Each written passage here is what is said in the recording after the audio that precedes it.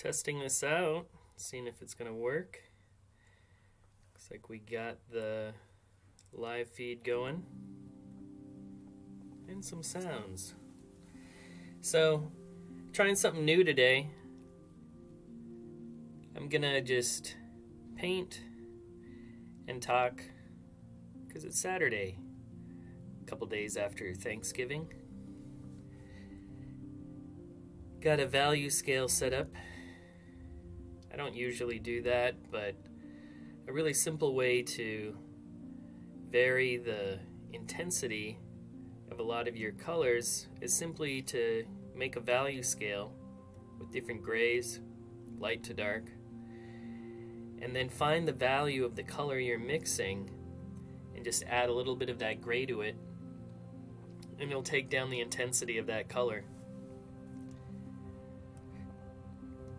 Again, it's not something that I do all the time, but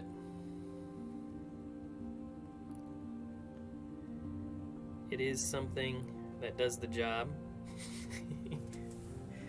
I'm going to try to go for 2 hours today, and I am periodically checking the chat. If anybody has any questions, feel free to reach out. Just moved into my new studio in Prague, Czech Republic. Beginning to get situated here. Starting to get cozy. Takes a little while. Takes a little while to get cozy in this place. But I'm making myself at home. If you're wondering what I'm painting, I tend to do a lot of abstract figurative paintings.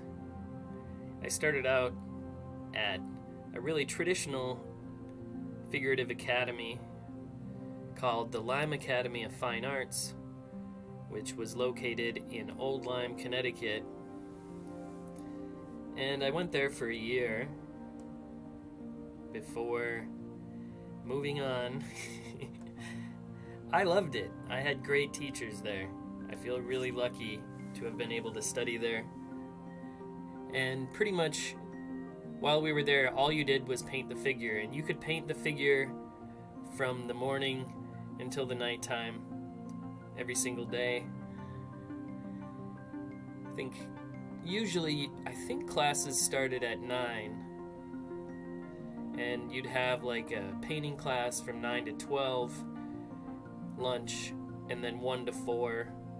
So you'd have 6 hours for one class. This is the old school studio classes. I don't know if they do that anymore. But back in my day, the studio class was twice as much time. So one class would be 6 hours long, which seemed about right. You could get started in the morning, mess it up, go for lunch, come back, and then hopefully salvage the painting that you've made. Got a bunch of different tracks off of the YouTube library, so I'm not sure what's coming up, but I wanted to keep it streaming safe for my background music. What I'm doing on the painting right now is pretty much just solidifying a lot of these shapes, going back in with some darks.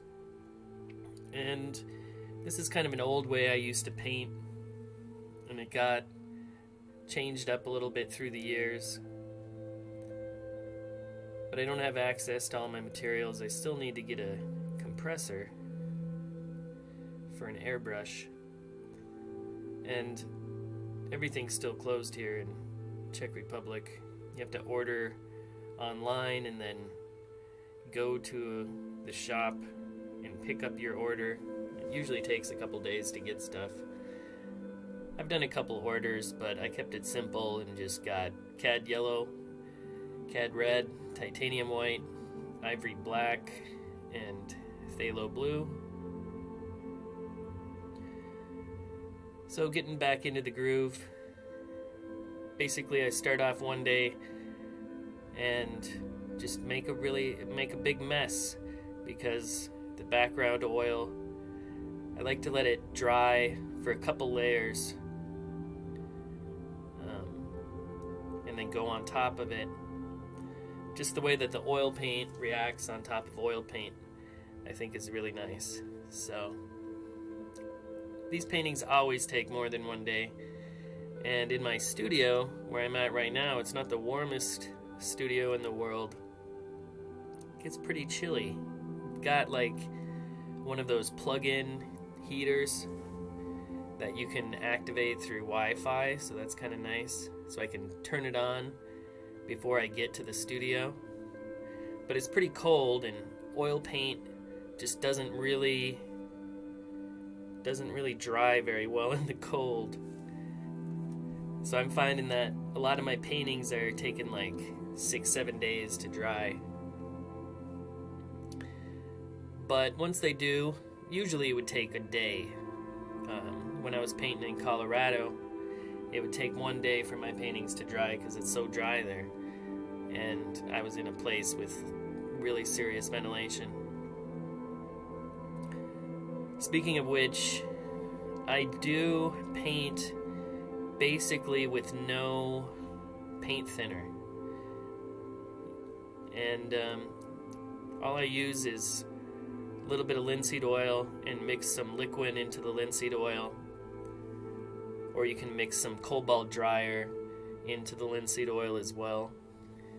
And that'll help it dry faster. I made that my first attempt at live streaming was that time I made that really sticky paint, and I was really excited about it. So that was cool. And it was drying within like hours then, actually. But now I've got it to the point where I suppose I could add more liquid, and I could add more cobalt medium to it, make it dry even faster, but whatever. Pretty much just have to do a painting every 3 or 4 days. Just do a new painting every day in order to have a dry one every day to work on top of.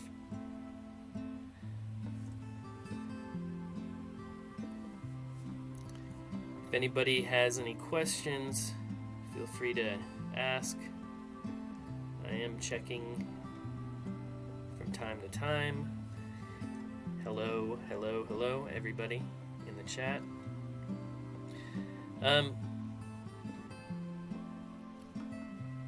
At this point, sometimes my brain slows down a little bit when I'm painting. It's gonna be a long 2 hours. We're gonna see where we go. But I'm in it for the long haul. I'd like to do 24 hours. That was one thing we used to do in Chicago. When I was going to school there, we'd paint there was one day, we just did it once. It wasn't something we did commonly. But you'd try to draw for 24 hours straight. Everybody pretty much zonked out around 3:30 or 4. Everyone kind of stopped paying attention around 1:30 and cheating and stuff like this. But it would be a fun exercise to try again, to go for 24 hours straight. I don't know if there's any benefit, because you're not really resting your mind at any point. You just keep going and going and going. But it was a fun thing to do, and you ended up with some really odd drawings. You just put a pen in your hand, no matter where you go, no matter what you do, you just keep drawing. You can switch it up at certain points and start drawing with your left hand as well, which is pretty fun to do sometimes too, drawing with your wrong hand. So we're on day 2 of this abstract figurative piece. Let's see where it's gonna go.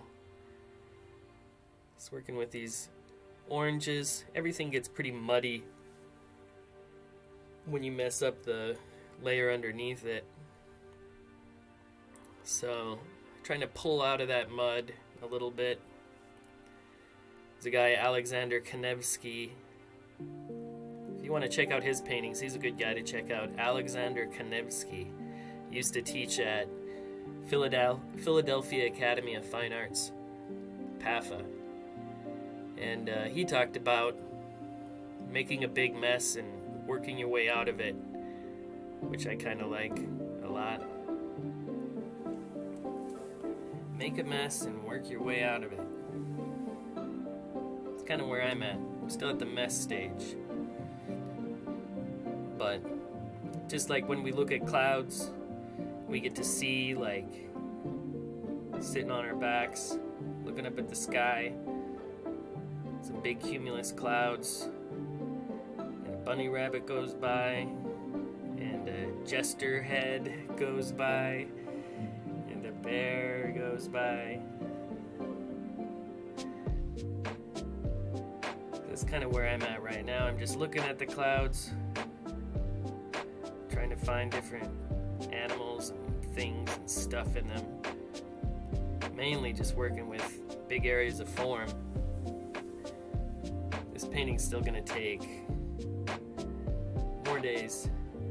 Still in the middle stage, but gonna try for 2 hours straight today, talking and painting and painting and talking.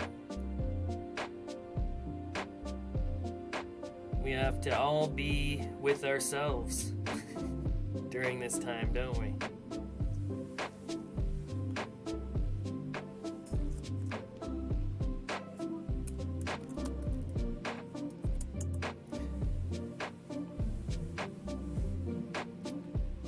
Talking to ourselves. The silence is always good. I got headphones in, I got the same music on, but like I said, this is all YouTube safe audio. But it's kind of mellow. Reminds me of like Portishead back in the day. Trip hop. It's always good to check out. When I was going to school in Glasgow, the Glasgow School of Art, they had a club that was opposite the art school. And there was always a really long line, but if you were a student, you could actually get people in the long line if you had a card. So you could basically just find some people in the line and sign them in as guests or whatever. But back then I was really into drum and bass, going out dancing a lot. Of course, the Glasgow School of Art, eventually it's burned down twice since I've left. 2 times, not even once. It's like the first time I saw it, I still remember like the hallways at night, and it just felt so old, and like, you know, there'd be a Macintosh door. For those that don't know, it was the Glasgow School of Art was designed by this architect, Charles Rennie Mackintosh, pretty considered like the first modernist architect, and this is one of his first buildings. And so he designed everything. He had designed all the doorknobs, had this ridiculously beautiful library. Be a good thing to Google out if you want to. The Glasgow School of Art library was really amazing. And all the doorknobs, all the everything, all the doors. But you got to sit in there and paint because they, in the original agreement for using the space as an art school, they somehow stipulated that it always had to be used as an art school. So I'd be sitting in there painting sometimes, and there'd be actual tour groups coming through. And they'd look at you kind of like there is an artist in his habitat painting. I didn't have the best spot. I didn't get a window, but felt lucky to be in there. And then it burned down, and I was like, how could that building even burn down? It doesn't even make sense. It was so, it felt like it was made of steel and concrete, the whole thing. Well, the library had a lot of wood in it, but when it burned down and everybody was sad, they started rebuilding it, and then somehow it burned down again. It's like 2 years ago during the rebuilding process. So hopefully it gets back. It's an awesome place to visit if you get a chance. Glasgow is a really nice town. Has a tough reputation. Back then it did. But coming from Chicago, it didn't. If you're in the wrong area of Chicago, you're definitely in the wrong place. And I felt that a couple times in Glasgow as well. I remember I was walking home from a party one time there, and like somebody ran a car into a streetlight, and the dude came out of the car and just started walking up to me. It's like he just crashed a car and then he started walking up to me like he wanted to fight or something. So I just walked off, and there was no altercation or anything. But I think that's kind of the sort of thing that can happen back in the day, in Glasgow at least.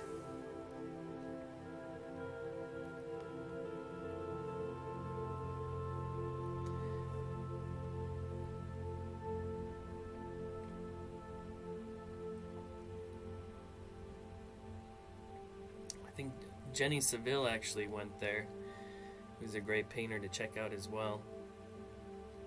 Has these really luscious figurative paintings back in the 90s.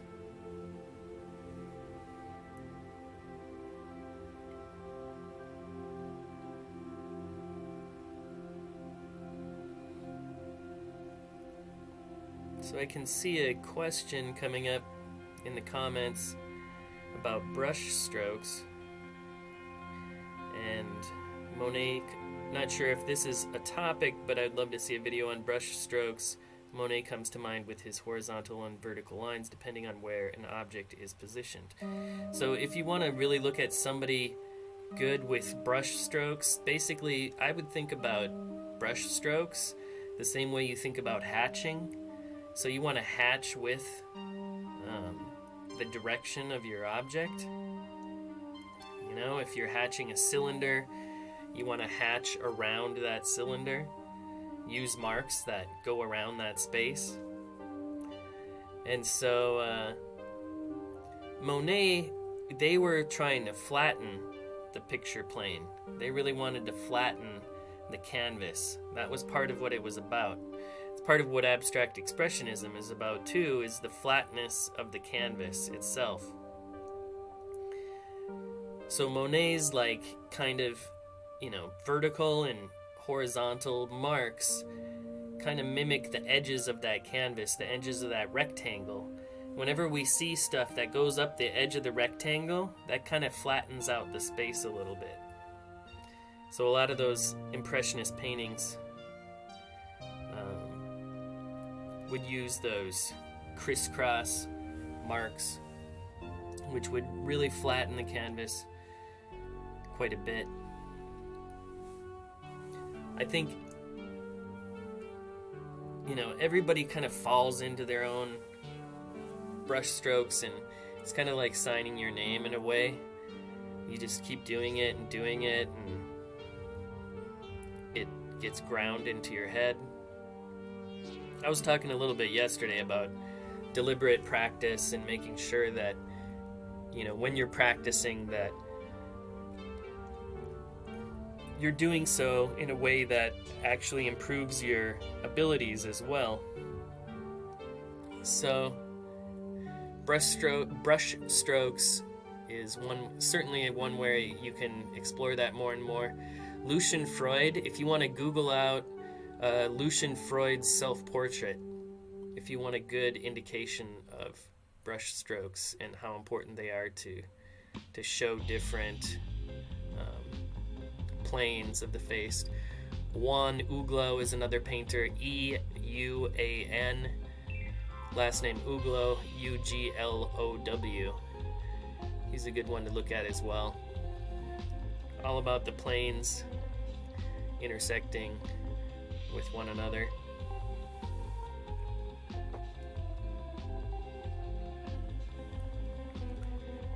Pulling the mud out. I don't know about that eye. I think I'm gonna have to eventually take that eye out. It's good to try to figure out where stuff is. You can also see how forgiving. Oh, get this over here. Hold on. Get this set up better. Face is melting. They used to always call them blobbies. My daughter always makes fun of them and calls them blobby heads. But you can check out my other paintings on my Instagram, Jeremiah Polacek, P-A-L-E-C-E-K. Check those out if you want as well. You can see where this is headed. It's at a goofy stage. You feel naked. Putting your goofy painting up before it's done.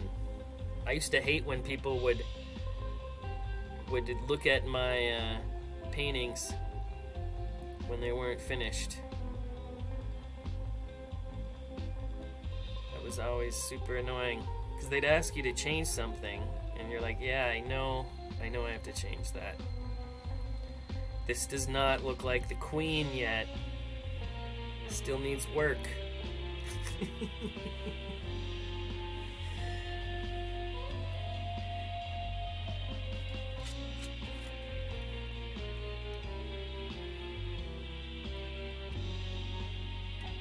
I don't even know why I'm bothering with this eye.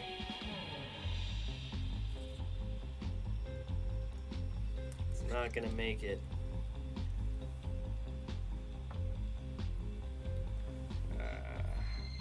This could have been a bad idea. Just going straight for 2 hours though. I gotta stick to it. Stick to streaming. No matter how wonky my painting goes, stick with it. I like thinking a lot about people and avatars. So a lot of times when people see my paintings, they're like, what are you talking about? This doesn't look digital at all. This doesn't have anything to do with avatars and video games. And that's how I started out, actually, or I shouldn't say started out, but the first time I made paintings anybody cared about, they were video games. And that was about 14 years ago now. 14 years ago, yeah. And you can Google it out, Boing Boing, Jeremiah Polacek. And I got up there, and it was a really odd, weird experience. I was making these paintings of video games because I've been interested in the screen for quite a while. Growing up playing classic Nintendo games on the Nintendo Entertainment System and all this sort of stuff. So I was making paintings of Road Rash and pixel paintings like in the late 90s. And then people kind of got interested in that and had this cascading effect online where a bunch of people were blogging about these paintings of Super Mario and stuff like that. But over the years, my work's got a lot more organic and blobby, and I like things to just be more amorphous.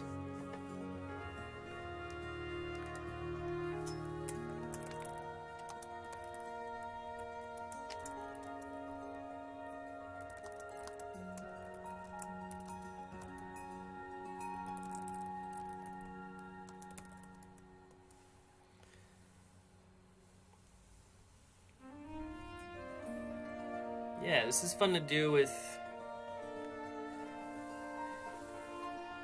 oil paints. You know, it's always about making sure to let it dry, right? It's the one problem.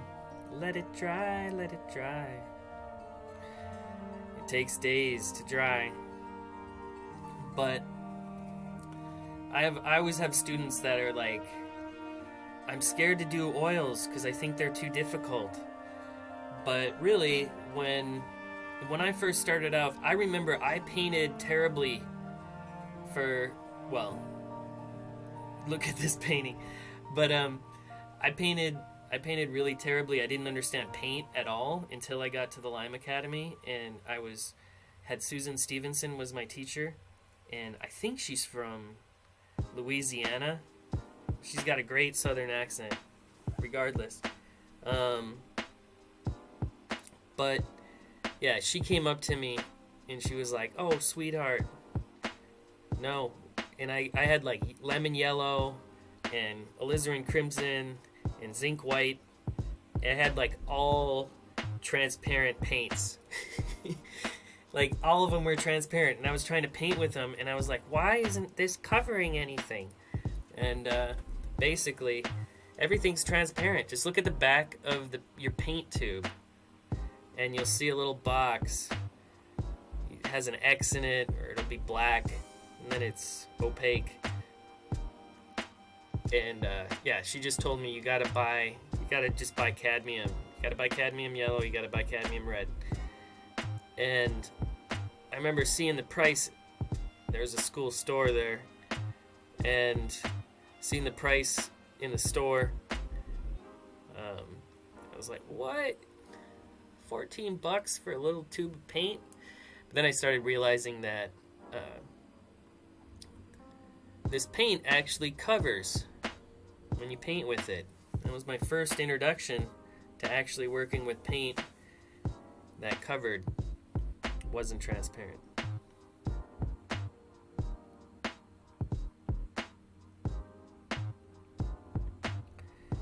Thanks, George.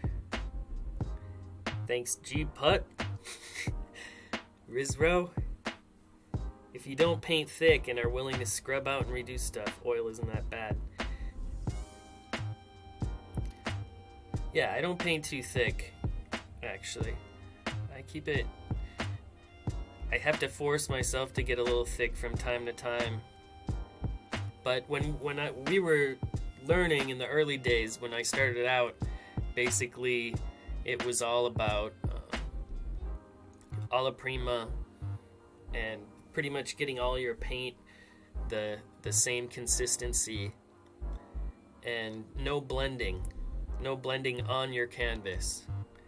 So that was considered a bad thing. And you might be thinking, why wouldn't you blend on your canvas? It was always that.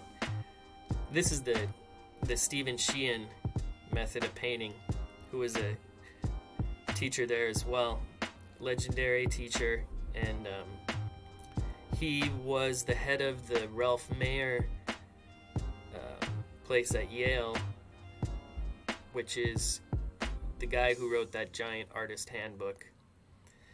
And he would always he was kind of brutal. I remember one time he came by and he was like, "Polachek, what are you doing, painting a house?"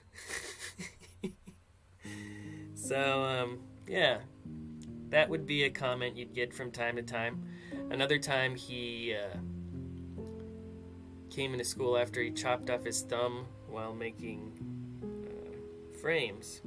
He just chopped off the end of it. It wasn't like his whole thumb was gone. But he came back into school with his thumb chopped off afterwards. But anyway, the Steve Sheehan method back then was he taught a class called Figure and Interiors. And in this class, you would just paint. We had a model, but you weren't ever supposed to really just blend stuff out and ever get involved in details. And you had to treat the entire space and the figure in the same way. Like, that was the goal of the class, was to just treat those two things exactly the same. So that meant, like, if you're looking at a shadow of, you know, somebody's easel that's behind the figure, you had to treat that shadow behind the figure the same way you would treat a shadow under the figure's chin. And he'd always talk about hiding the figure. Hide the figure in the space. So that was a really interesting exercise. I still do it from time to time. You can see it in Degas all the time. If you look at Degas' paintings, oftentimes his big shadow shapes will go from an arm, go underneath the table, go into the background, this sort of thing.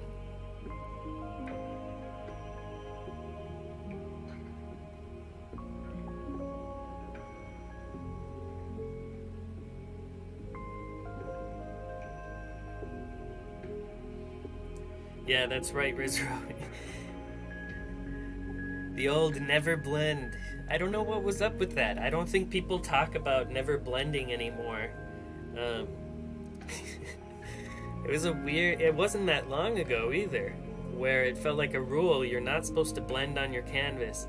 I suppose the main thing is, like, sometimes everything can get too blendy and get a little bit too muddy, and it forces you to commit to your colors on your palette. So I guess you can see on my palette I still have what my palette looks like my painting. And that was what they said all the time. Your palette should look like your painting.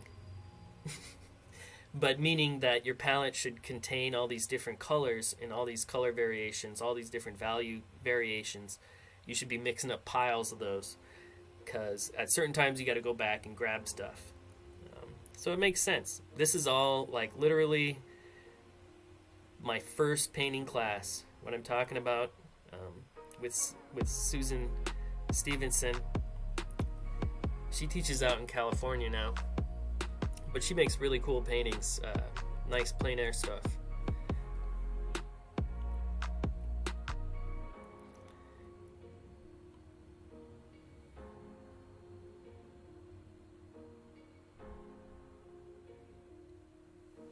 Things can get muddy. Muddy and chalky were two words you'd hear quite frequently as well in crits. Things getting too muddy, meaning everything's getting gray, or getting too chalky, where everything gets pastel-y. So you can always use yellow, a little bit of yellow if you're adding white. Just add a little bit of yellow as well. Give it a little bit of spice, you know? Right? Oh, Lord. Alright, we're 30 minutes in. Muddy colors for sure. Real colors don't blend like paint. Certain colors, of course, have more, like, blendiness. They're just easier to blend. It's blue. Easy. Really easy to blend.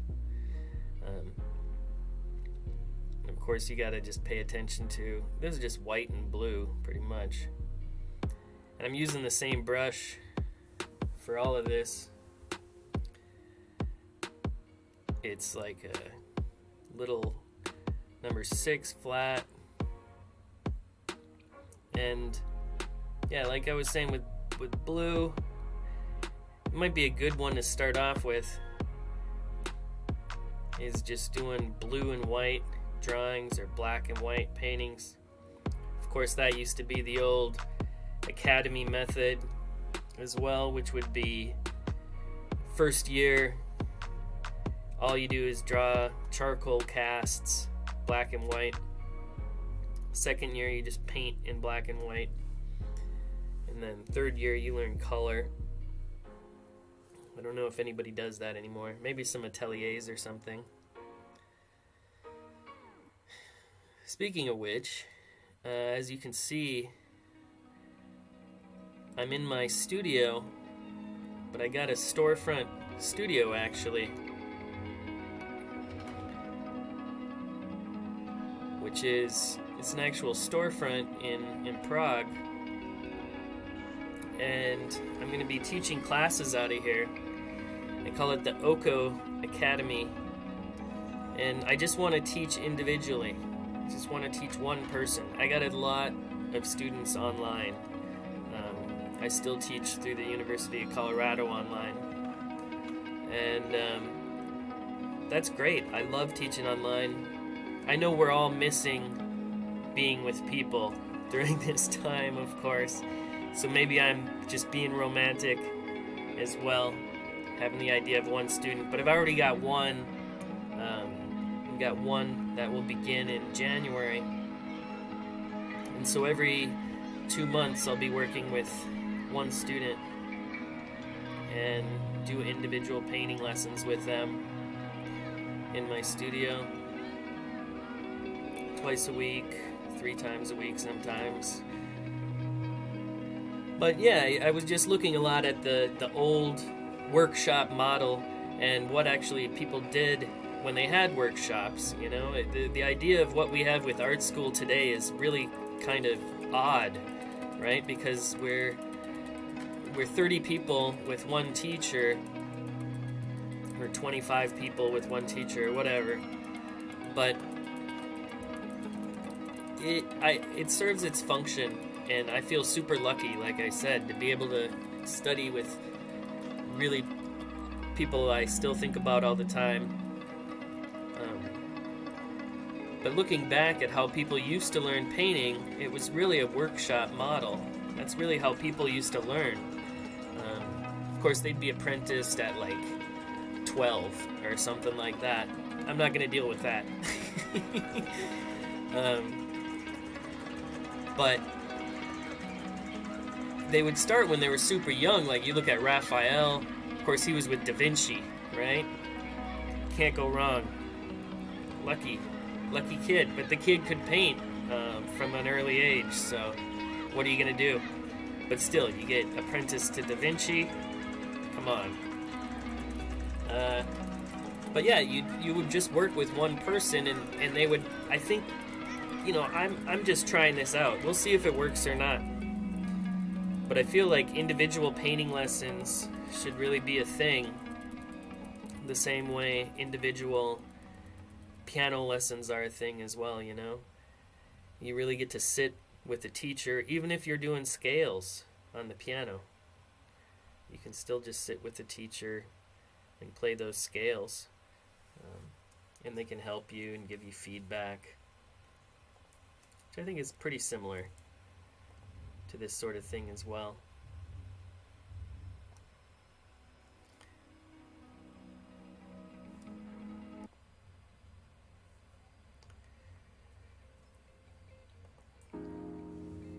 It's kind of the thing we don't get at all now, where everybody's focused on other things. It's hard to get somebody's personal attention on what you're doing. I do have some online options for that as well, to critique your work and stuff like that through Patreon. If anybody's interested. But I'm really interested in working with somebody in real life. Like I said, I already have a few people lined up. I think the first available spot, let's see, we got January, February, March. First spot would probably not be available until May at this point, because I have students booked up until then. But if you're interested, you can go to oko.academy. Oko means I in Czech, so the I Academy, and you can see more things there.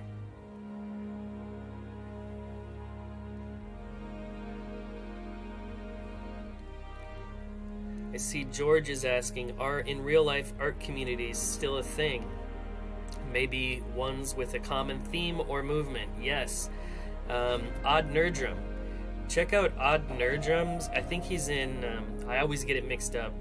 Pretty sure it's Norway. It should be Norway. But anyway, look at Odd Nerdrum.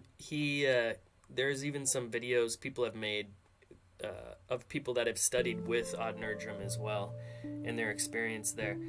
But he's, a super well-known contemporary painter is also, I think there's different houses there even, and everybody's given tasks. It's kind of like you're an apprentice at a tattoo shop or something like that, where you got to sweep the floor and clean the machines or whatever. But I think there's some different tasks that people do. And of course, Odd Nerdrum was obsessed with Titian, actually. He was, copying a lot of Titian's paintings. And, but he's a completely contemporary painter. If you look up his paintings, you can see that he's making, really contemporary looking oil paintings. They're not meant to look like Titian's. But he certainly aped a lot of stuff from his processes and techniques and the way Titian created paintings. And so he teaches that method, really, of painting. And with me as well, it's kind of like, I can paint apples on a table, and I intend on doing that I still do that, when I'm teaching normally in classes and stuff like that. But I feel like if we had some time to both work on certain themes with one person, I could really mentor and help somebody out a lot more, back in the way it used to happen, at least. Where are we at? 41 minutes. All right. Going strong. There's probably some other goofy communities. I don't know. I'm always wary of communities. Probably could get kind of culty. I don't think Odd Nerdrum stuff is culty, but I don't know. What is that movie? Wild Wild Country on Netflix. That's a good one to check out. Just about a commune that they tried to start in the United States and literally irrigate entire fields and farm and doing all this stuff. It got totally insane.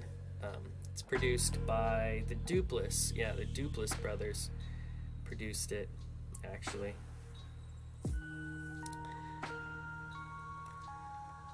So we're going 2 hours today. If you have any questions, let me know down in the comments. I'll be checking them occasionally.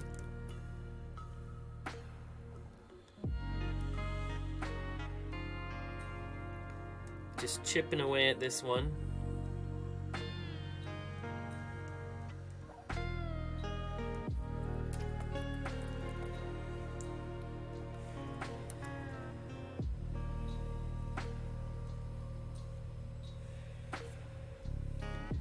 So, with abstract art, or abstract figurative art, we're kind of in a goofy spot, because abstract painting is usually meant to deal with shapes and forms, colors and lines that make different compositions that don't exist or don't have any reference to the real world itself. So when we think about a lot of different Western art, especially in the Renaissance, we see that a lot of paintings are actually informed by logic, right? Perspective being the main way that we look at a painting, and even thinking about compositions working, with the rule of thirds, or, there's certain rules for compositions and these sort of things, right? And of course, we're also interested in making stuff look real.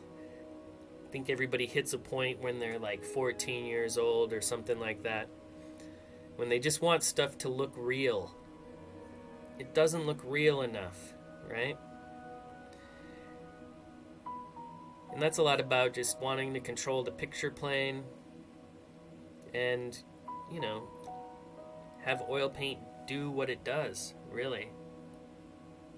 It has a really amazing ability to capture and recreate light on certain surfaces. So Jan van Eyck's Arnolfini wedding, you should definitely look at. Flemish painting, pre-Renaissance. All those guys were tracing. Not that it's a problem, but most of them were using optics of some sort. And we can think about, even in like, what is that Kevin Costner movie, Robin Hood, Prince of Thieves, and they have like the telescope. Anyway, there was a lot of like optics. When you think about optics, dealing with telescopes and looking at the world in a different way, even corrective lenses, glasses, fixing your vision. We started learning about that stuff right before the Renaissance. So the way we were looking and the way we were seeing was changing greatly during the Renaissance as well. And just actually experiencing the world. Of course, Galileo would use a telescope looking at the moon. That'd create all sorts of problems for himself as well. But looking at the world was a problem. We could focus on this world. We could focus on the reality that we're living in. It's different. Painting used to be more about telling stories, specifically, usually religious stories. So to paint a tree, to focus on this world, back then, was a pretty revolutionary idea. You could focus on a tree or focus on a leaf, on a wing of a bird, all this sort of stuff. Of course, later on we'd have paintings which would also show different people in different communities, because of course at first painting would be focused on paintings of kings and queens and important people and rich people, religious figures, these sort of things. There's also, certain themes that would go through work throughout generations and generations. So if you look at a painting like St. Jerome and the Lion, I think St. Jerome is around 3rd century, like biblically speaking. I don't know the theological developments completely, but theological developments, I don't know what that means either. I don't know the Bible story, is what I'm saying. It's not even in the Bible. This is after the Bible. This is like 3rd century, and he's writing, and this lion comes up to him with a thorn stuck in his paw. And St. Jerome, helps get the thorn out of the lion's paw. And then the lion likes him and, just hangs out with him. Anyway, the point being that pre-Renaissance, you'd be making paintings like that. That's a cool series. When I talked about series the other day as well, that's a cool series of painting. You Google out St. Jerome and the Lion, you find a bunch of different paintings. I think Cranach the Elder did one, I think. But there'll be a lot of different variations of that same theme. And that can just be a good thing for you to do, is focus on a theme. If you don't want a new one, you can go to an older one as well. Go to an older theme and just remake it.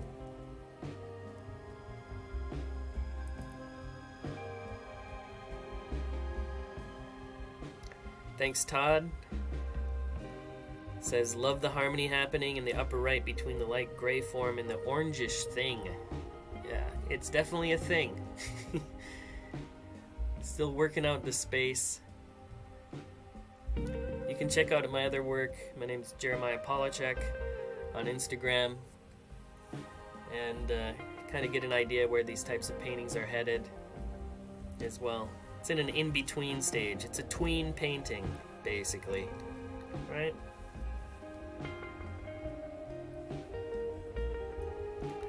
Thanks, George.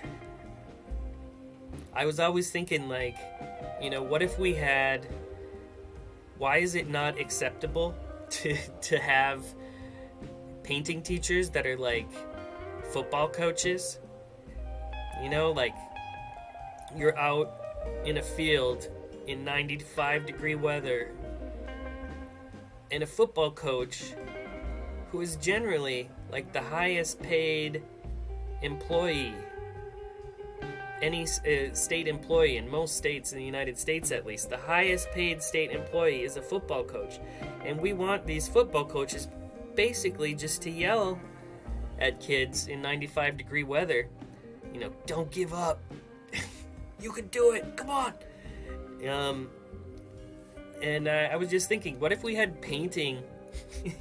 I won't do it. I wouldn't be like that. But, you know, what if we had painting teachers that were like that? They were like drill sergeants or football coaches or something. And they just pushed you. Or like a hype man. A hype man would be great for painting. Just a person hanging out in your studio telling that you got this, right?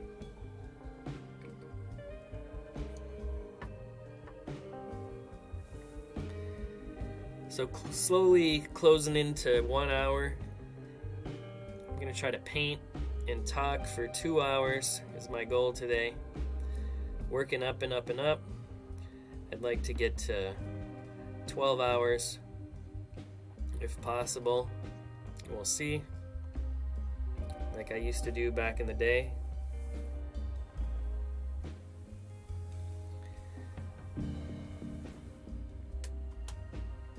Of course, the world of dreams always coming into paintings as well. And one thing I'm kind of doing with these paintings, you know, when I talk about these paintings, I did that whole video on be very concrete with your words. Be very, you know, simple with what you're doing. And then you see what I paint, right? But, you know, a lot of what I'm doing is just kind of about the elasticity of the face and the way we're smushing our faces around in digital media at this point. I've been making a lot of paintings throughout the years about digital media and our relationship to it, as well as avatars. I think I'll be giving this creature maybe some kitty cat ears or something like that. These two blue things look kind of like eyeballs. Maybe make those into eyes. Let's see here. Get a better spot.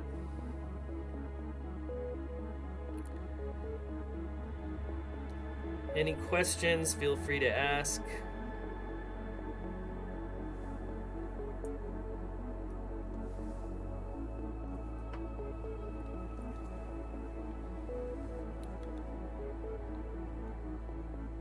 Just chugging along, going for 2 hours today. Yeah, I'm on Instagram. My name's Jeremiah Polachek on Instagram. And then I have a painting course in Instagram, which is just called Painting Course. Those are my two Instagram accounts. So you can kind of get an idea where I'm headed with those. Just going in for a nice Saturday painting session here in Prague, Czech Republic. Breaking in my new studio with a new painting. I actually got this painting out of... This place was an antique shop before, and they're taking their time taking the antiques out. So I got a bunch of these chandeliers in here still that they were selling, all these old hand-blown glass chandeliers and stuff. But they had a couple paintings, and they're like, do you want these paintings? That's not how people sound in Prague, by the way. But yeah, there was a couple paintings that had some frames, and this is just one of those crappy paintings. So I think if you ever hard up for painting surfaces or painting materials, as I am right now, since all the art stores are closed and I can't get somebody to cut masonite because the hardware stores are all closed, so I can't get a bunch of masonite cut. So I'm just painting on this old painting. It was just those reproductions. It's kind of a plastic, fake plasticky canvas surface where they would like print something on a canvas in a painting. It's probably like 40 years old, I guess, the surface that I'm working on. But it does the job. When I started out, it was really sucking a lot of the paint in, actually. And so I just messed it up quite a bit, poured a bunch of paint thinner onto it, and used a lot of oil, and let that dry for a day, built up the surface, and yeah. Now it's a decent surface to paint on, but it took a little bit of work. Usually my paintings aren't actually workable until about 3 or 4 days in. That's when they start working decently.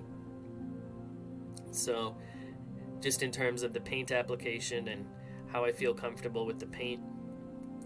And all I'm using here is just a little bit of linseed oil. I clean my brush occasionally with the mineral spirits, but I don't really have great ventilation here. So I'm just using linseed oil, a little bit of liquid in the linseed oil to make it dry quicker, which it's not doing. It's not cooperating because it's just too cold. But no need for a lot of paint thinner. One thing people don't know, a lot of people don't know, that paint thinner is pretty new to the game, actually. I think it's only about 150 years old or so that artists started using it. Around the Impressionists, they began using it. And so, you know, this really taking the oil out of the paint, because when you're using linseed oil, of course, you're making the paint fatter. You know, you're adding more linseed oil to it. Well, paint thinner is essentially, you know, it's doing that. It's thinning the paint. So there's not a lot of oil in it at all, and that's just a type of consistency of paint that didn't exist for a long time. When you look at the old Jan van Eyck paintings and all this sort of stuff, they weren't, you know, starting off with a thinned down version of paint. So artists, Jim Winterlink asking what artists you admire, get inspired by, and like. I could go on. I like George Condo. I like Peter Saul. I like Giacometti, Picasso, contemporary people. I like Nicholas Uribe. I like Alison Summers. I like Lola Gill, Danica Lundy. I try to, you know, I'm looking all the time at different paintings, and so it's kind of like my favorite music or favorite movie or something like that. Francis Bacon, of course, is important. I just like good painting, I guess. Just kind of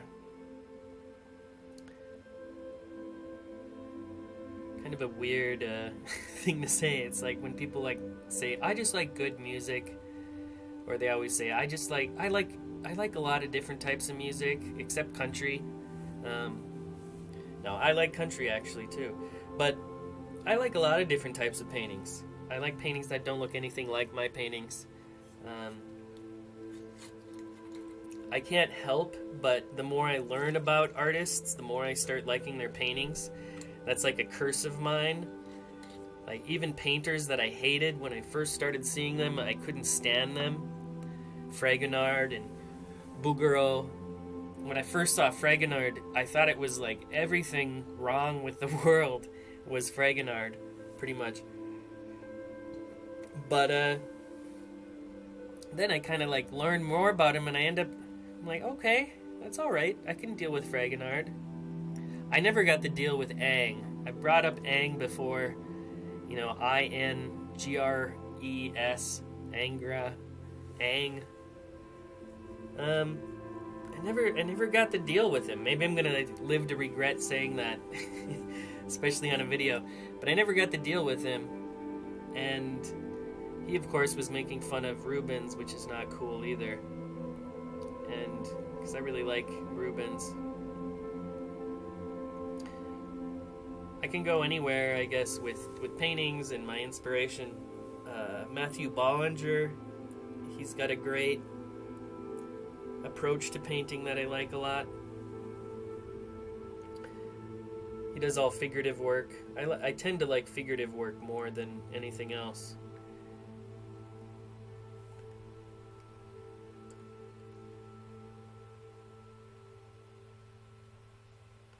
The eyes are beginning to come out of this thing. Checking the chat.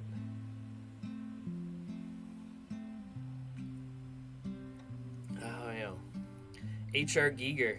You can see what it looks like in the frame here.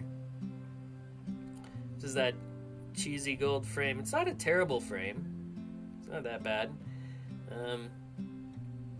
Get an idea where we're at.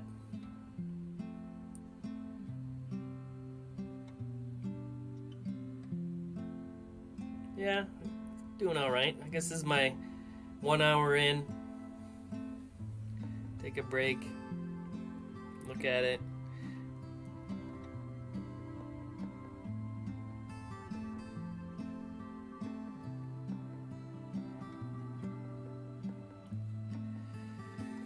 So yeah, I kind of like the frame. You know, it comes with the frame. It's a good way to, if you need something to paint on and you need a frame, just go to a thrift store or go to an antique shop, a cheap antique shop. They used to have good junk shops. They don't really have good junk shops anymore, you know? Everybody started collecting stuff, and now there's no more good junk shops. I love antiquing and junk shopping and flea marketing. It was my favorite thing. In the US, there's way better junk. Probably just more buying of stuff. So there's more junk as well, I guess. Trying to get situated here with this thing. We get back into it. Go in for another hour. Todd H asking, the alien creature designer. Yeah, that's H.R. Giger, Swiss artist. And he was actually the concept artist for Jodorowsky's movie called Dune. I think they're going to remake Dune again. Why? Don't, please. But just make Jodorowsky's Dune. They should let Jodorowsky direct it. But that's an awesome documentary if you want to check it out, called Jodorowsky's Dune. And he had like Salvador Dali was going to be the emperor, and I think David Bowie was in it, and H.R. Giger was the set designer for it, actually. And so he made all these concept drawings for Dune, for Jodorowsky's Dune, and then pretty much Hollywood found out that he was, you know, awesome at making this stuff, and then he got tasked with making Alien, actually. So that's how Alien came to be. Was crazy Jodorowsky. Not crazy, a visionary. Jodorowsky is definitely a visionary. George is asking, how come you don't use a wood type thing so your hand doesn't touch the paint? I need a wood type thing. I think it's called a dowel. A wooden dowel. And you can also use just a broomstick or something like that too will work. It doesn't need to be anything that special or anything. You can just use a broomstick and that'll work too. But yeah, that would be helpful because it's totally wet. And that's one of the biggest pain. These simple things are a pain. Oil paint staying wet so it gets on your hands. Of course, I'd like to have some gloves, but I'm not able to find any right now. Been looking on tattoo websites and stuff, just trying to find some nitrile gloves. I'm used to painting with gloves for some reason. It feels like I don't care as much if I'm getting paint on my hands. It's not a big deal getting paint on your hands, but then you gotta wash your hands. But you can see where got a mouth thing kind of happening now down there. I'm gonna go back into this eye.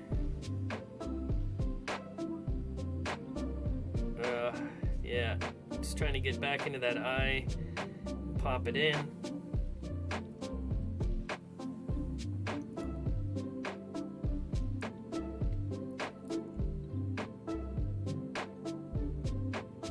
It's really a pain trying to get this to,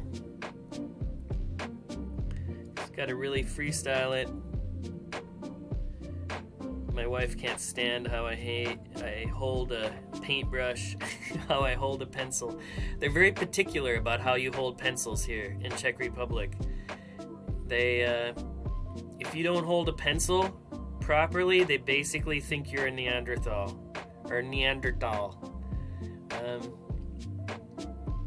That's actually one of my ideas for a movie. Is I feel like at some point they got to make a movie about Neanderthals and humans, since we all existed at the same time. And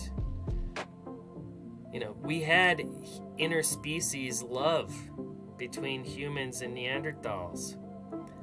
So we gotta get that movie made. And maybe the Neanderthals were just peace-loving hippies, and us humans were the ones with farming and all this sort of stuff, starting wars.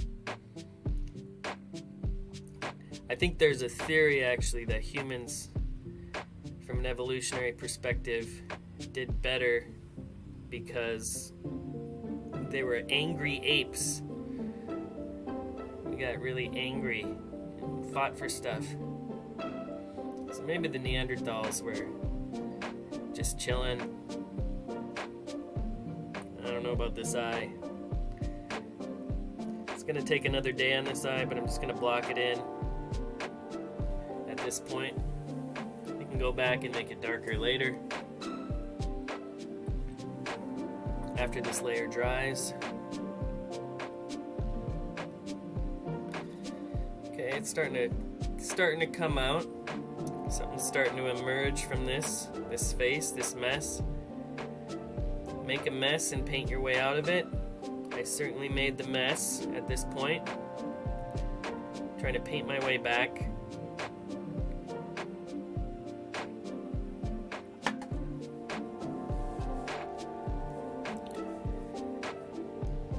But you can see other abstract paintings, non-figurative art, it's also called non-representational art. So immediately, I guess, when you have abstraction with representation, people think of surrealism quite often. And Dali, of course. I like De Chirico. It's kind of my favorite of all of them. He kind of became famous again, oddly, with all of these, I don't know, what do they call it, vaporwave, which is that,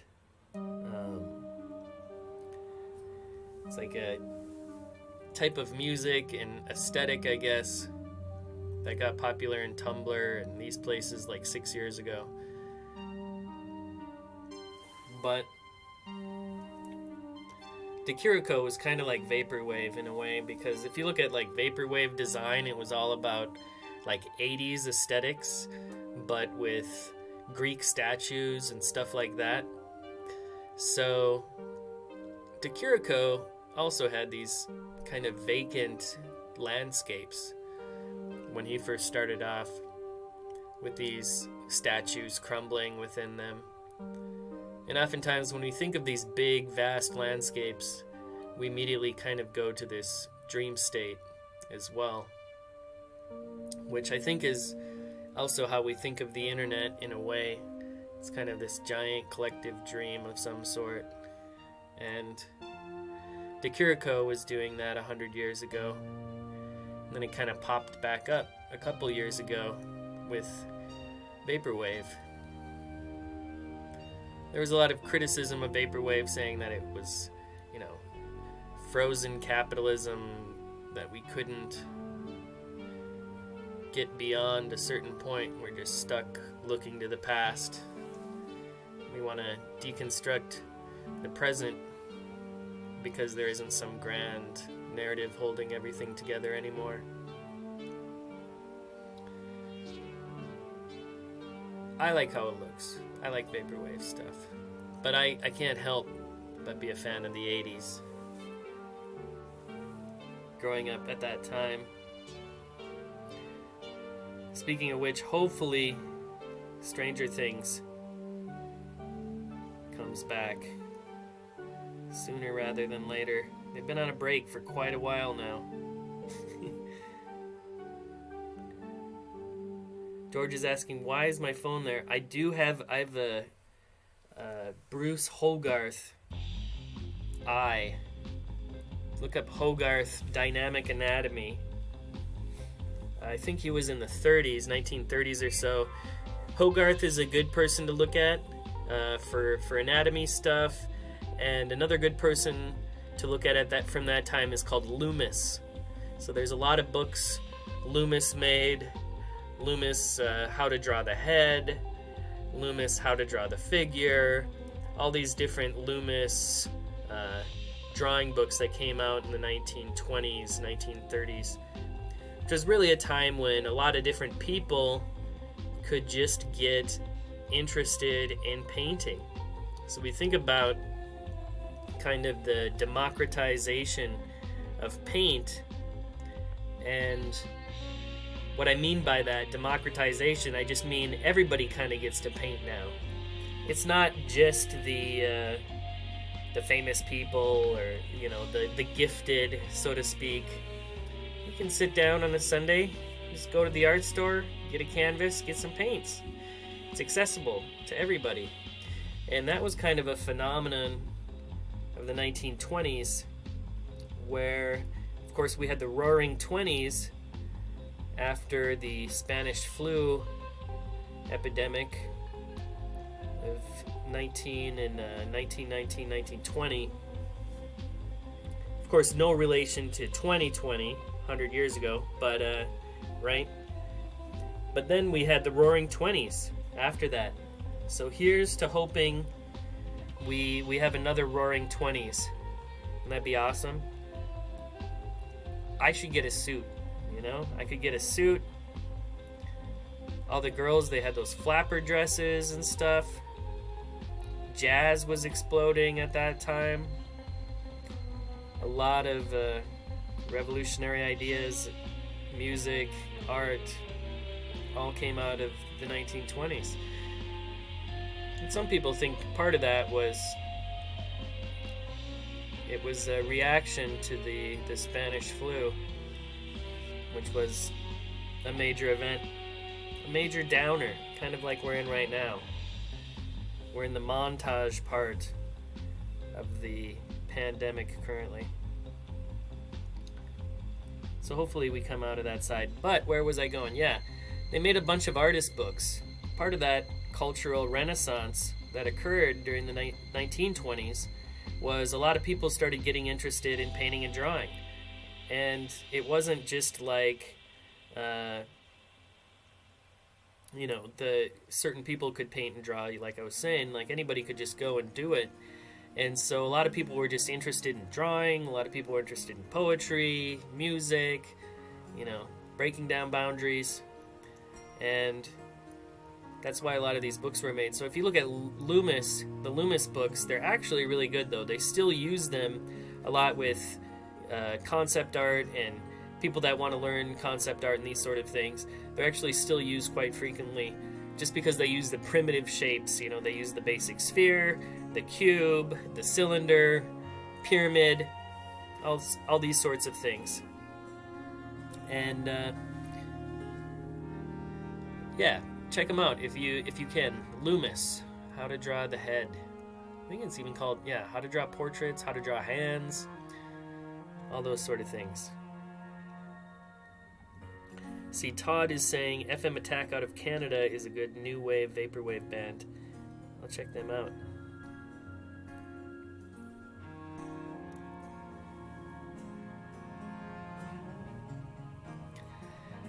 Closing in on an hour and 16 minutes so far.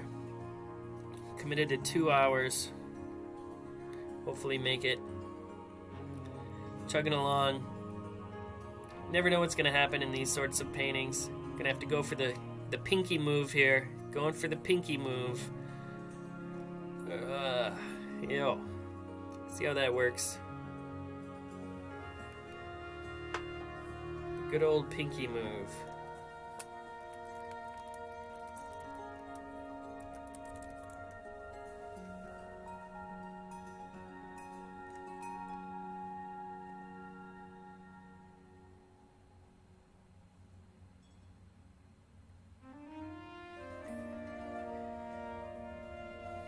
So I can see George is asking, any Greek artists I like? There's actually, I love just the original pots and all those sorts of things. And then there's a guy, a contemporary person, Cleon Peterson, is somebody who looks at this kind of, those black and white pottery drawings that they used to do on pots, which I think was really cool. And I remember years ago, I was trying to think about the horizon, and the horizon being a point where, you know, the sky meets the earth, essentially. And, you know, we often think about the heavenly plane and, you know, the earthly plane and these sort of things. And the horizon line being the place where those two things meet. And, of course, you know, horizon lines are really important just in general with painting. For various reasons. But I was thinking, you know, when was the first horizon line, actually? And in my research, I remember I was looking into a lot of different paintings and trying to figure out when was the first horizon line actually in painting. If you look at a lot of, you know, medieval work, you kind of get a sky, and I guess you get a horizon line, but you don't even see... like a whole, it's not a horizon line, like a landscape horizon line, like the way we think of it. But anyway, the Greeks had some wall paintings that they did, seascape paintings, and there's some horizon lines in those as well. Those are all unattributed. I don't even know how old they are. I don't go back that far. I like start at, I don't know, 1300? My painting knowledge goes like Lascaux Caves, 26,000 years ago, and then it kind of skips to about 1300. So I don't know how old those Greek paintings are, the wall paintings. But they're good ones to check out. Those, in terms of like Greek paintings, I like those quite a bit. Yeah, Cleon Peterson is an interesting case as well. You'll find some interviews with him and stuff on YouTube, definitely. He's probably 45, 46, maybe 50 years old, I guess. And I think he had some relation to Shepard Fairey, the guy who started Obey and all that sort of stuff. When I was back in Glasgow, I still remember seeing that Andre the Giant has a posse sticker when I was still around there, and there was actually Banksy's. There was still Banksy's on the wall. There's a ATM machine I would go to, and right by the ATM machine there was a Banksy of the monkey jumping onto the detonation box in Glasgow as well. And he had a big show at a place called the Arches, which was a legendary club in Glasgow that was an old train. I think they parked trains there, so they had arched ceilings like you'd find or not a train, subway. It was like an old subway station, so they had these arches you would have for tunnels for a subway. And I remember Banksy had a show there, and put a bunch of stencils on the wall and stuff like that. Who knows how much those things would be worth now. There's Exit Through the Gift Shop. If you haven't seen it already, that's a classic one to check out as well. It's a really good documentary just about painting. I like Banksy. He gets a lot of flack, I think, in some ways, or they get a lot of flack. Nobody knows who they are, if it's a collective of people. But I think they make really interesting work. And Exit Through the Gift Shop, I really enjoyed it. And I love that idea of creating completely different art forms. If it's installing a show on the street or acting like you're selling these paintings that are fake Banksies, as a street merchant, but they're actually, worth $120,000 or something like that. I think that's pretty cool. But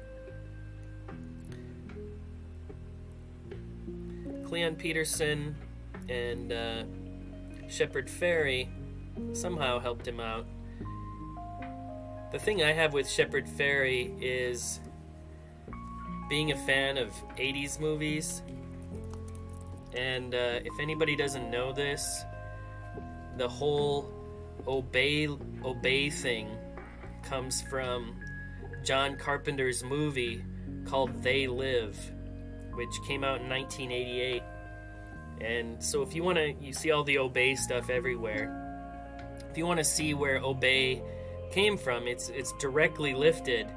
The font, everything is from this 1988 science fiction kind of action movie. And it's a John Carpenter movie. Roddy Piper's in it. Roddy Piper, can't go wrong, really, with everyone.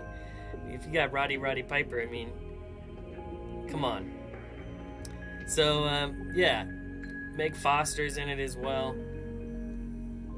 And it's basically about these glasses, and they're essentially reality glasses. So it's a critique of mass media consumption. And the main character in the movie finds these reality glasses that when you put these glasses on, you can see the true message of every single advertisement that you're looking at.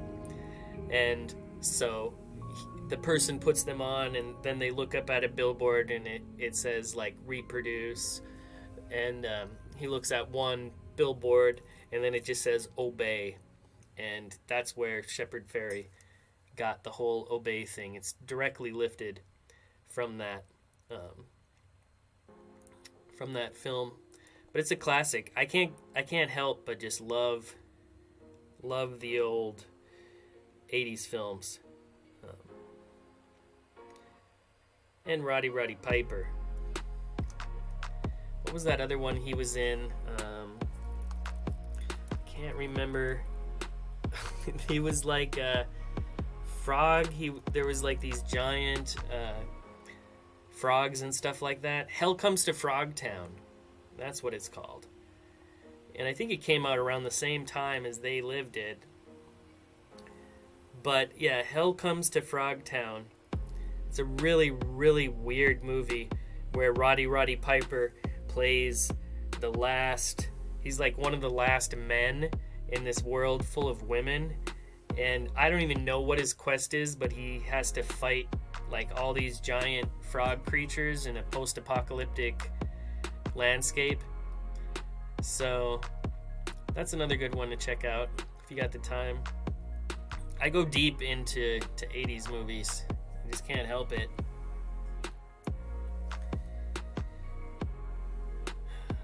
Looks like we're about an hour and a half in.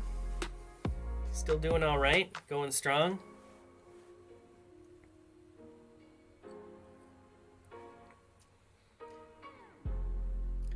Pericles Pantasis.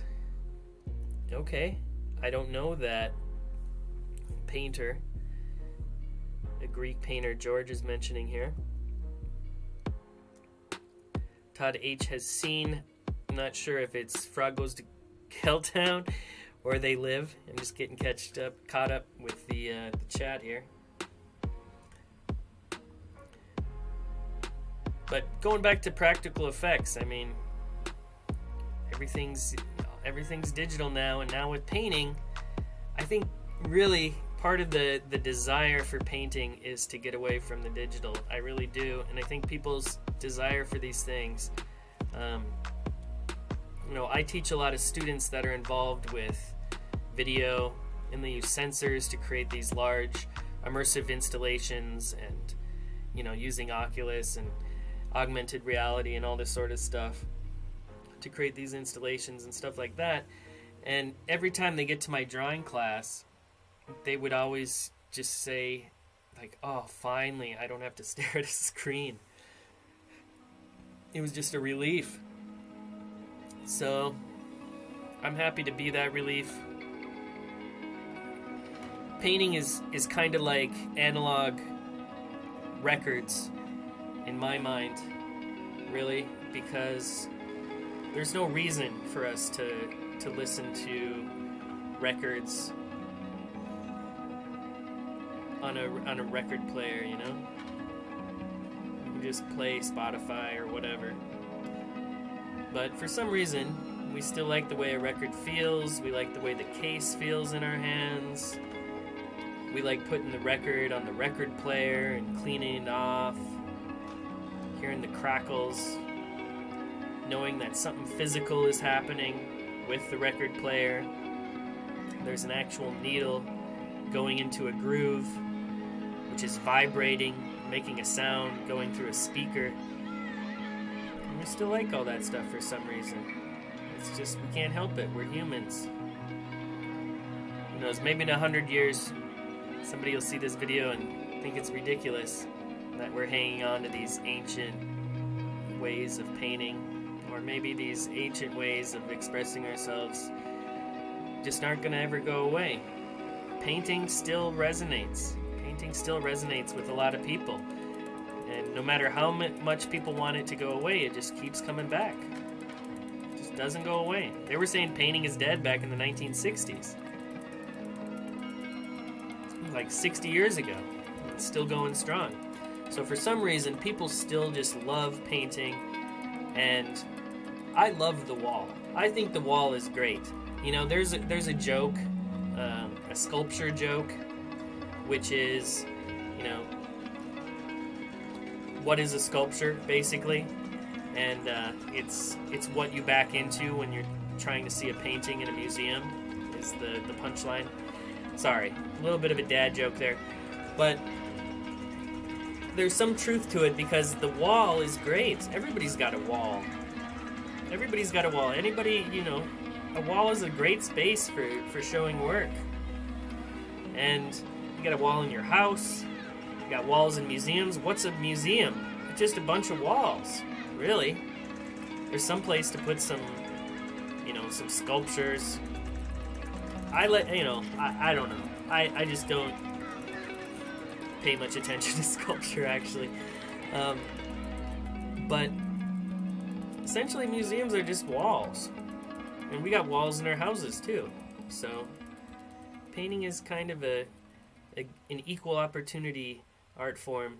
We can live with them. We can put them in museums. We can put them in our walls ourselves as well. And a wall is a good way to look at art. There's a reason why the Assyrians were making those dragon, lion, mosaic creatures on walls. They didn't make statues of them.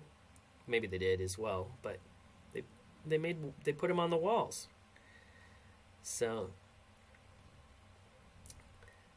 the wall is great. Use the walls in your home. Use the walls wherever you can. Fill them up with stuff that inspires you, especially during these times. I see Todd is getting into Zardos. Man, bring a tear to my eye. Sean Connery. But the quote is, "We are the custodians of the past for an unknown future." Zardos is a really weird movie. Jodorowsky comes out of this same 70s weirdness as well, what I was speaking about previously. But yeah, Zardos is Sean Connery. I don't remember all of it. I remember what Zardoz is. I won't spoiler it. I won't give it away.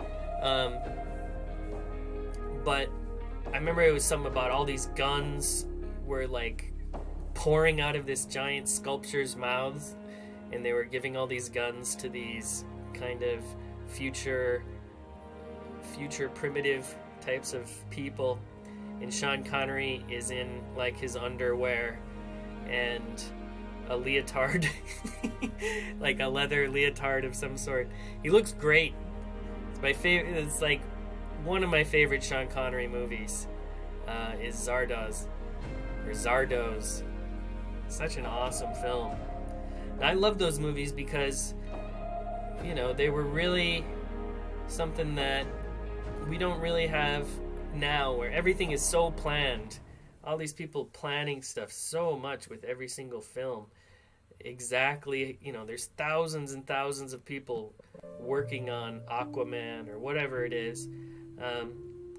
And back in the day, they just give one person like unbelievable amount of authority to make a movie. Like, why? They were young. They were like 26 years old when they were making these things. Like, what? You're giving a 26-year-old like $12 million to make a movie and you didn't even read the script? Like, what? But, you know, it made a lot of schlocky films, but it also resulted in some real treasures like Zardos and Hell Goes to Frogtown, because they're just odd. You know, there's a certain type of movie that's just odd. It's weird. It's strange. It's like, how did this possibly get made? Well, it got made because the people funding it didn't have to oversee it. Now we give all these people that are funding the movie, we give them artistic license to try to give their input.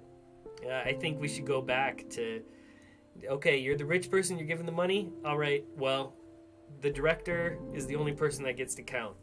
And there's a great film, documentary, Canon Films. It's called like Electric Boogaloo from Canon, or Canon Films or something like that.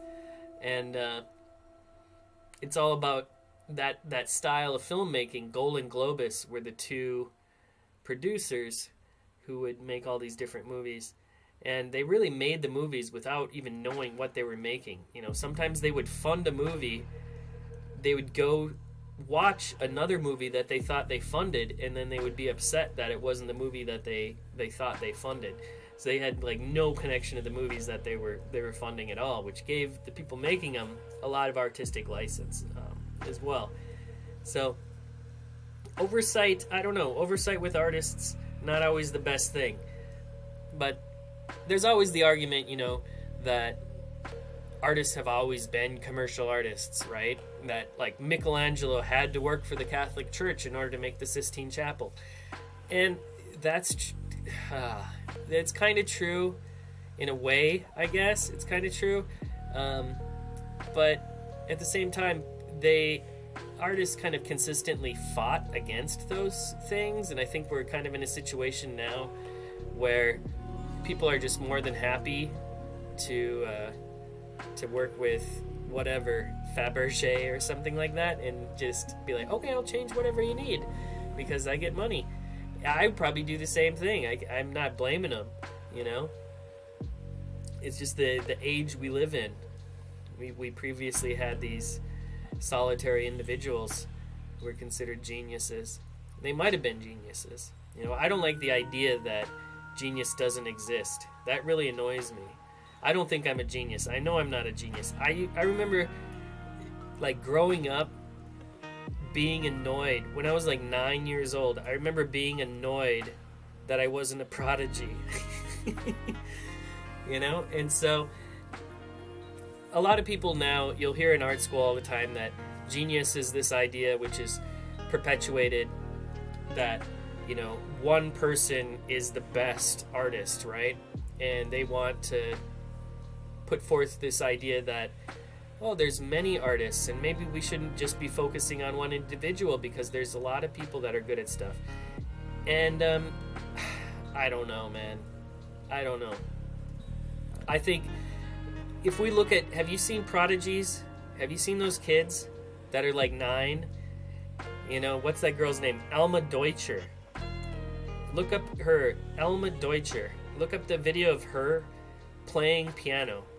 And they like pull 4 notes out of a hat. This guy pulls 4 notes out of a hat. She's like 9 years old and gives them to her. And she has to compose something from these 4 notes in like 30 seconds. And it's immediately beautiful. And she has perfect pitch. They're talking to her and they're asking her, they're like, how do you come up with your ideas for your operas? She's like 10, you know? And she's just like, oh, I come up with a lot of ideas while I'm skipping rope. You know? So I don't know, if we have individuals like that out there, I think she's probably like 15 now, 16 now, but she's had full operas. I think she did Cinderella. She did an opera of Cinderella in Austria or something like that. And you know, she's like 16 now. She's still making stuff. She's still doing stuff. And so there's always people that just kind of stand out and you're just like, whoa, okay, you really, really get this.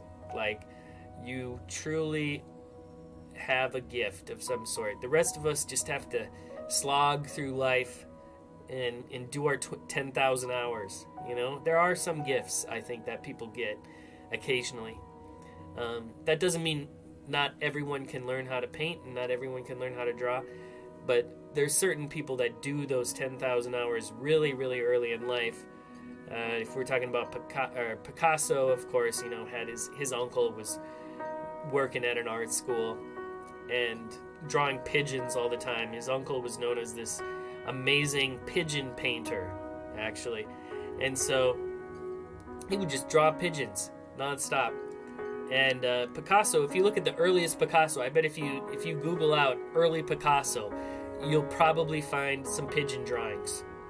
And that's pretty much what he did. He was copying his uncle when he was young. But he also showed unbelievable promise from a very young age.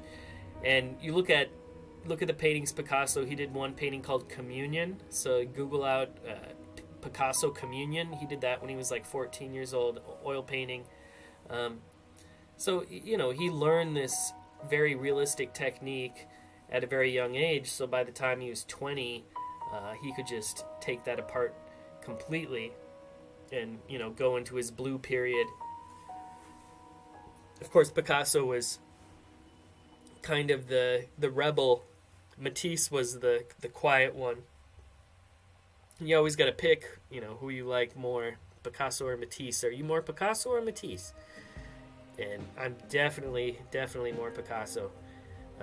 But Matisse is amazing as well. Pattern on pattern on pattern.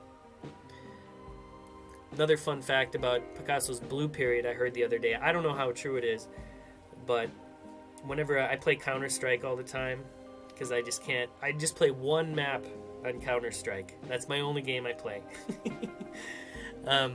So like a million years ago, my buddy in Prague, Denison, he took me to this internet cafe and he's like, we should play Counter-Strike together. And I'm like, what? And we actually went to an internet cafe. That gives you an idea of how long ago this was as well. And we're sitting in an internet cafe and there's all these Russians like smoking cigarettes. Not that Russians smoke, but these particular Russians in this internet cafe surely were all smoking as well. And it was run by this South Korean guy. and everybody just gamed together. There was like a little LAN network and stuff like that. And at one point, there was actually people walking around they were defending Radio Free Prague, I think, which was this radio station set up before communism fell, and then it got like a proper headquarters and everything. But it used to be like a pro-democracy radio station during communism, and they do a lot of journalism related to, you know, democracy in countries like Russia and Afghanistan and all over the place, China. So you can imagine that they have some pretty strong critics out there, and who knows for what reason they were out there, but they used to have these cops that would walk around with AK-47s outside of this Radio Free Europe building, and they came in to the internet cafe, and they put their guns in the corner, and they were playing with all of us as well. And my buddy Dennison was just like, he's using the AK that he has in real life in this video game. So I don't know if that's really the best thing for these cops to be doing in their break time, to be coming in and playing a video game where they're shooting these things. Alright, so we got some ears going on this guy.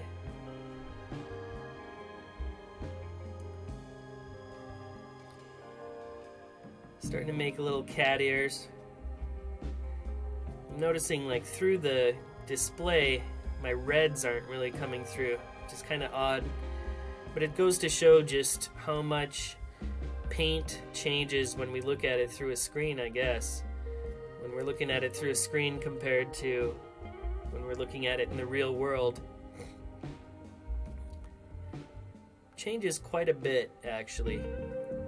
All these reds are really toned down quite a bit. The sensor on the camera is trying to be smart, trying to make things look pretty, which is part of what I'm investigating in all these goofy little paintings that I'm working on. So just to reiterate, I'm in my new studio in Prague, Czech Republic, and just started a new program. If you want more information on it, you can go to oko.academy. And oko just means I in Czech. So the Oko Academy, I like how Oko and Aka kind of sound together. Oko, Aka. Oko Academy. And I'm going to be doing a one-on-one individual painting lessons and artist mentorship program that people can do in the space.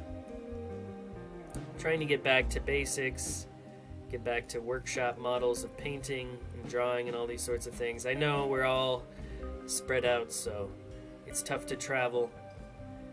And if you're interested, there's a form on the website on oko.academy, and you can write me there if you're interested in online lessons for a quarter. Because I do only work with students for a specific amount of time always, so I work in quarters, which is 7 weeks. But there's some of those options available as well for painting lessons, individual painting lessons, these sorts of things. I'm gonna really try to make these ears pop a little bit more.